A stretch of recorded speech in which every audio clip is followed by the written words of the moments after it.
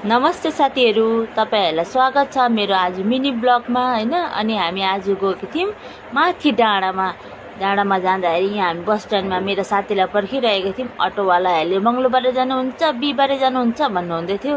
अनि हैन म यतैसम्म आएको मात्रै भने मेरो साथी बल्ल बल्ल आउँदै रहेछ कछुवाको चालमा। हेर्नु न, बिस्तारो बिस्तारो हो, अल्छी लाग्दो।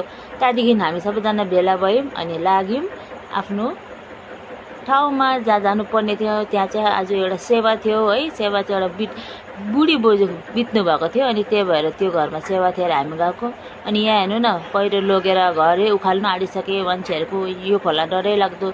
अहिले त पानी कम्ती छ तर बर्खामा झन् बढेपछि डरै लाग्दो हुन्छ।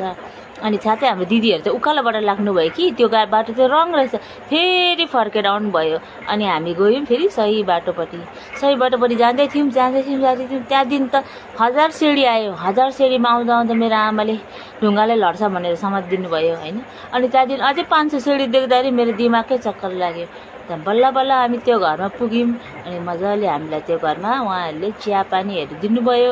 अनि हामी बस्यौँ र सास बढिसकेको थियो हाम्रो। अनि उहाँहरूले हामीलाई चिसो कोल्ड ड्रिङ्क दियो। अनि हामीलाई अलिक थकाइ मार्नलाई हामी यहाँ बस्यौँ। अनि बहिनीहरू यता र उता काम गरिरहेको थियो, बिचरा कति दुःख, यति माथि कसरी हिँड्छ होला है। Thank you.